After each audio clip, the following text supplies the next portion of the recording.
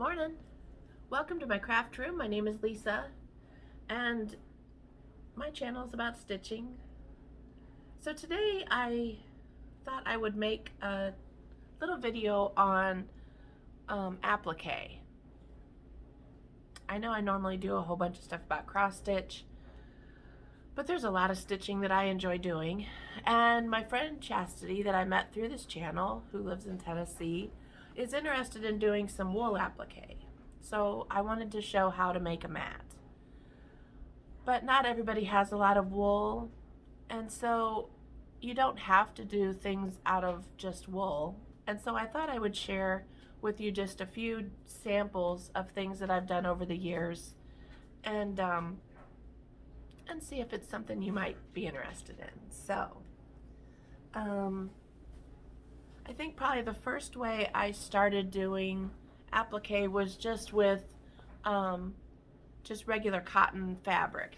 And so I would do, some type of a quilt, and I would just fuse regular cotton fabric along the edge. So that's an example of what you can do with applique, and it's just fusible applique that I like to do. I haven't done very much of the needle turn to have any opinion on that, but the fusible is pretty easy. And so you can also do a combination of cotton and wool. Like, I think the letters that I'm using are wool, and so is the crow, but I think everything else was just regular cotton fabric. So, but then I got into rug hooking a while back, and so I was purchasing wool a lot from the thrift store, and it's a process. You have to wash it and dry it, and so it's a lot of work. It's a lot easier just to go to a quilt shop and buy wool, but anyway, I was up for the adventure, so that's the way I went. And so then I started branching out into a little bit more of the actual wool applique. And so, let's see.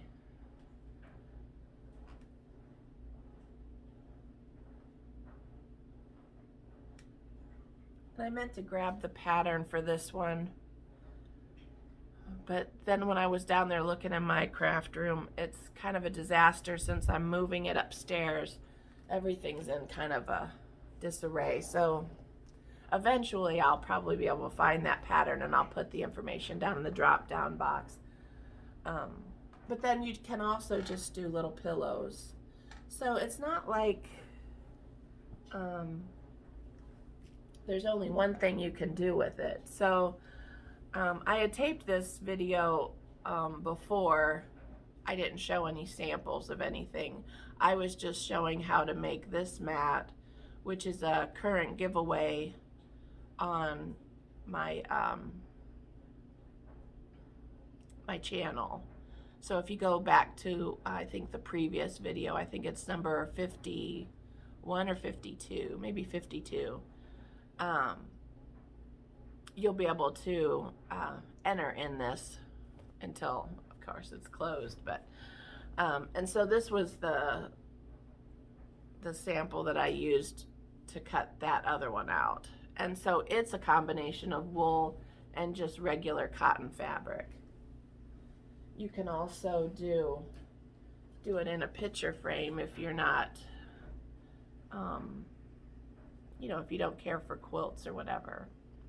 Now this is actually a kit by Buttermilk Basin, and I actually won it. She did, I don't know if she still does it anymore, but she was doing a Friday giveaway type of deal, and so you just left a comment and you would be entered into her Friday giveaway. I think that was on her Facebook page, maybe Instagram. It's been a while. But anyway, super easy, and this kit comes with everything you need. And even though it's like a spring type pattern.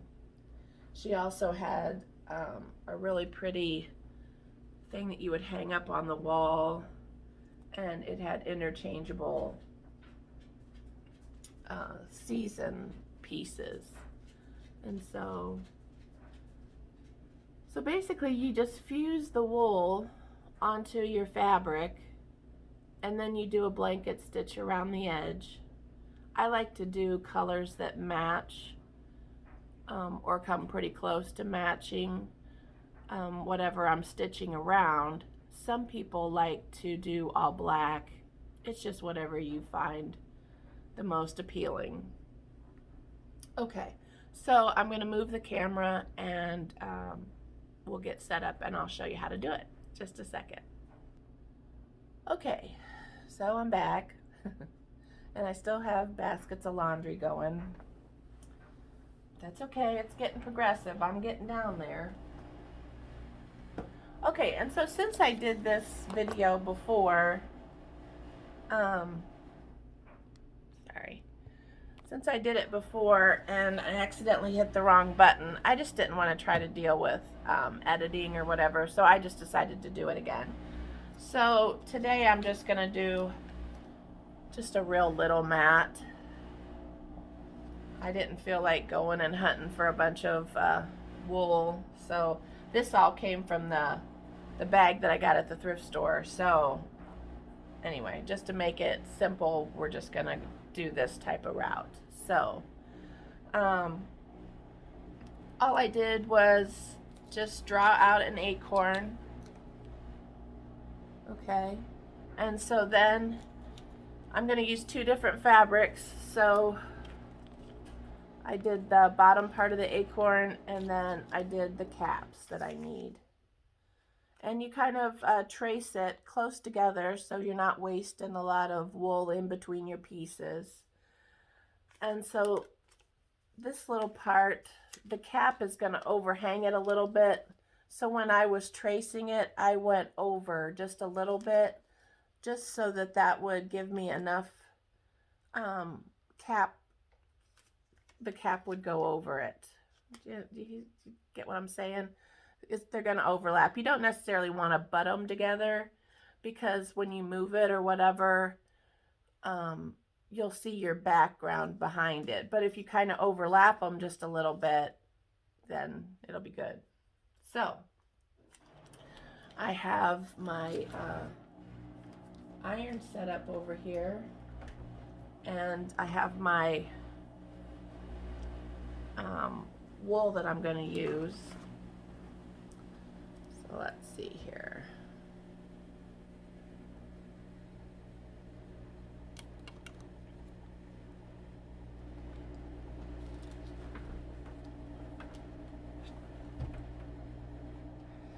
So there's all different brands of fusible web. The one that I personally use is called Heat and Bond Light, and that's because it's easy to do the blanket stitch through. Heat and Bond Light will allow your needle to go through it easily. There's all different brands, so you just pick a fusible web that's available in your area. It's not, I don't think it's a huge deal. And I mean, if you try other products, you know, you might find something that you like more. But just to get started, you just need a little bit. So I always iron the wrinkles out of my wool. And then you're going to iron this onto the back side. So if your wool has a, you know, most wool doesn't, but if there's a good and a bad side, you want to put it on the bad side. Mine, it doesn't matter. They're both the same on either side, it looks like. So I figure the caps will be on the darker and the little bottoms of the acorns will be on the lighter. So in this step, you just basically want to just touch the iron to it. You just want it to get adhered. It's not a real big deal. Now when I watch Anna from Quilt Roadies, a lot of times her, whatever brand she uses, I think it's Stitch and Bond. I mean, she can just really leave her iron on there and it doesn't make any difference. I don't know if it's humidity or the area you're in or the brand, but if I hold it on there too long, it seems like all my glue sinks into the wool and it doesn't adhere very good. So on this first step, I just touch it just long enough to where it's adhered, and then I just move on. So I will do a little bit longer with the iron on the second step. So sorry, my voice seems really raspy. Maybe it's because I'm not quite awake yet. So anyway, yeah, I was doing this video the other day, I think on Monday, and it was going really well, and I thought I was making a lot of sense. And then I hit the stop button by accident just when I was trying to adjust the camera. I was so frustrated. So, I mean, I do know how to edit now, but and I've said it before, but my computer doesn't have enough storage. So anyway, it's just a big deal. Me and technology is just not always an easy thing, but that's okay. We're still getting it done. But, so anyway. All right, so now we're cutting on the line. When you go to adhere this on the first time, you leave, you leave some extra around the edge so that you can cut it off and there's glue all the way up to the edge. So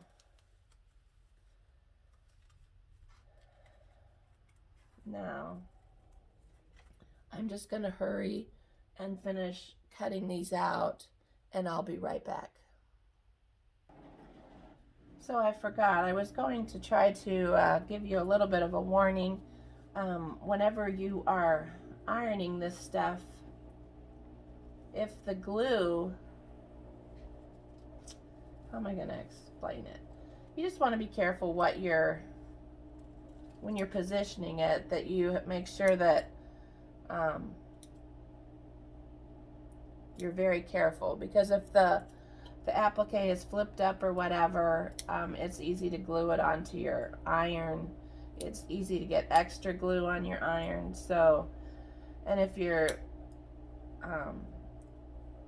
not careful, you can get extra glue onto your ironing board cover. So sometimes if I'm doing this and I have a really pretty ironing board cover on at the time, I'll just lay a piece of muslin or something down on my ironing board. If you're careful, it's not a big deal.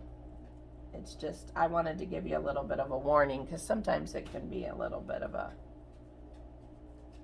challenge sometimes. I don't know if any of that made sense.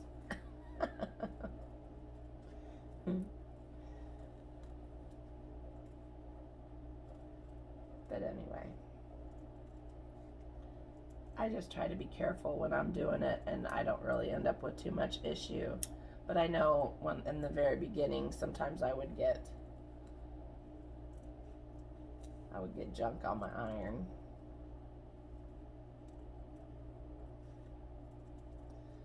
So anyway, but the process is the same whether you're using it on wool or cotton fabric. It's all pretty much the same. Okay, so I've got my little mat here.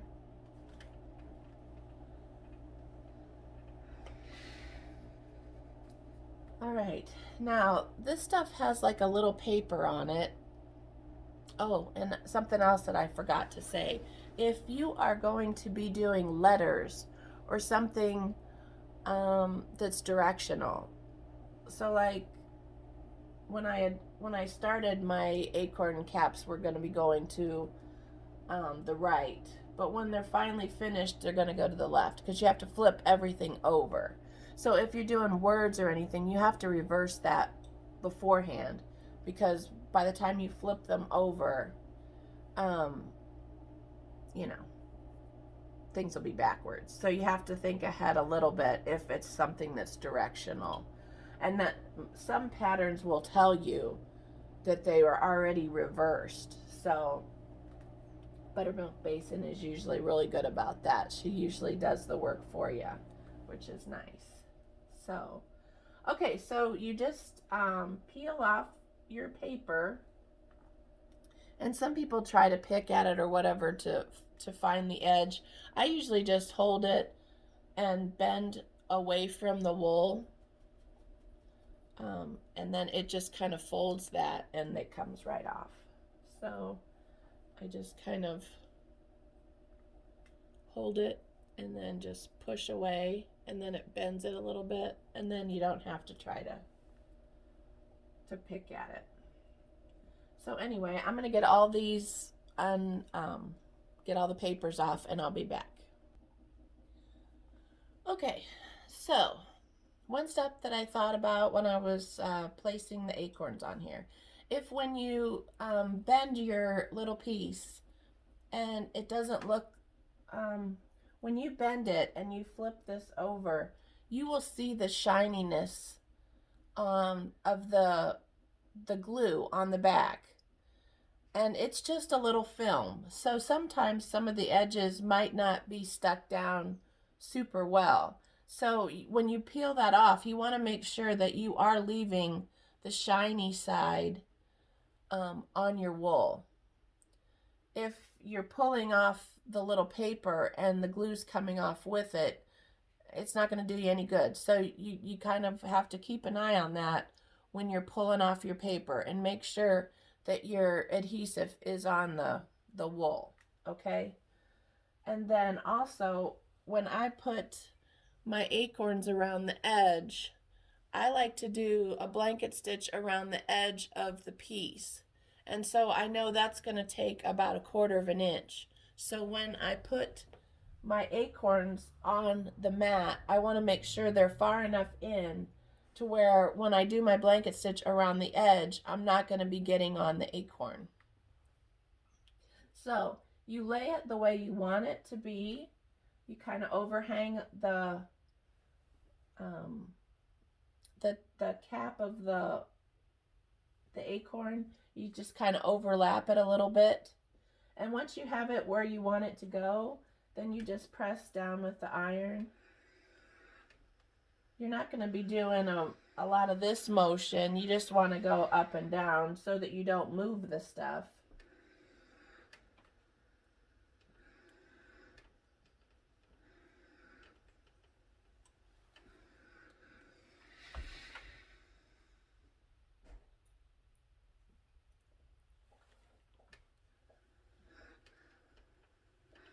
Until you get it really stuck good, and then you can iron like normal. So there's my little acorns, and now I thought I would show you a blanket stitch.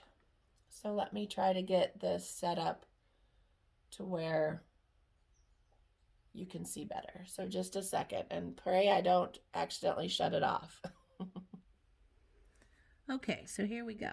So we've got the mat, and I've taken one of my cross stitch needles, and I took 2 strands of DMC and knotted it, and now I'm just going to come up. I like to start like where 2 pieces intersect, but I don't know that it's a real big deal wherever you start and stop. I just feel like it's less noticeable if I do it in like a corner. And so you're going to go down. The way I try to determine how big a stitch I'm going to start with is the size of the thing I'm stitching. So like right here in the acorn cap, I know there's not a whole lot of room to do a stitch. So I'm going to start with a smaller stitch just to, I usually look at the smallest area and kind of use that as a gauge of how big my stitch can be. Now along the edge, I can do a bigger one because I'm not going to run into anything, so I can do like a 1/4 inch stitch there. But here, I want to try to keep that in mind. So you're just basically going to go down through your applique and then come up along the very edge of it. Okay, and you're coming up above your loop of thread. So see how you're coming up inside, and that's what's going to hold it down. And then you go to the next stitch, and you're going to go down in your applique, come up along the very edge of your applique, and pull it. And once you work on it a little bit, you'll be able to tell how tight you should pull things. If you pull it too tight, it's going to pucker. If you don't pull it enough, there's going to be, it's going to be loosey-goosey. So you just have to kind of play around with it. That's what's good about just starting off with something real little like this. Now, sometimes when I'm going around a curve or something, it's easy for your tension to be off. So sometimes I will come up just like I'll finish a stitch just like always, but then I'll go straight down. And that just kind of locks that stitch. And then I just come up where I was and continue doing the same exact thing. Sometimes if I'm doing like a corner or a tight curve or whatever, sometimes I'll try to do some of those little securing stitches just so that it'll continue to lay flat even after it's been used and moved around. And it's very hard to see what you guys are seeing, so hopefully this is showing up okay. But I'm just coming up inside the loop.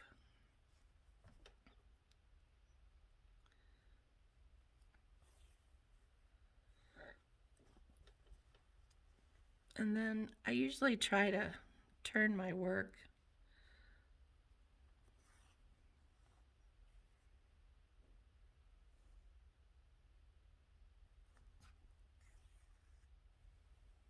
so since I'm on that edge, I just decided to do just a little securing stitch, and then we'll continue on. Okay, so basically that's all I'm going to do all the way around, and then I'm going to continue doing the same stitch all the way around the edge. But anyway, I hope this helps a little bit. I think I'm going to hurry and try to, well, no, I think my video will shut off if I try to do all that stitching. But anyway, when you do the backing, see, that's why you don't have to be careful about, what your back looks like, because you're going to put another piece on top of it. So, like this piece here, we just put the exact same size on it, and then you just go around the edge using the same blanket stitch. Let me show you this one. It shows up a little bit better.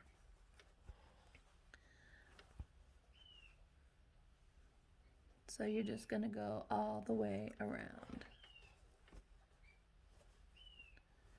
Now this one was bigger, so I put a couple acorns in the center.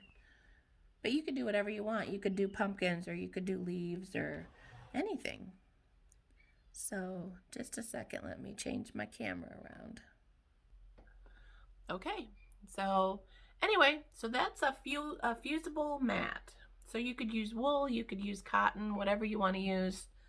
I do find that this is such a relaxing type of stitching. You don't have to look at a chart to see, you don't have to carry a chart around with you. And a lot of times, you're just carrying around one floss or whatever, maybe two. And so it can be a very portable thing, and it's something nice to, you can keep one in your car, And as little as this is, I mean, you could fold that up in a little sandwich baggie and put it in your purse, and you would always have something to stitch on if you needed to. So I just think they're super cute to have laying over the side of a table or coming out of a basket, or if you have a cute little display on a side table or whatever. It's just nice to have something to go with it. So anyway, I believe the giveaway for this mat will be available on my previous video until, let's see, what's today is, I think, the 17th. It's Thursday. So I probably won't do another video until Monday or Wednesday. So you have a few days if you want to go back and check out my previous video, and it gives you the details of how to enter. So thanks for joining me. I hope you have a blessed day, and go create something fun. And if you do, share it with me on Instagram. I'm on there as Lisa Abby 9137. So I would love to see what you come up with on there. So we'll see you next time. Bye-bye.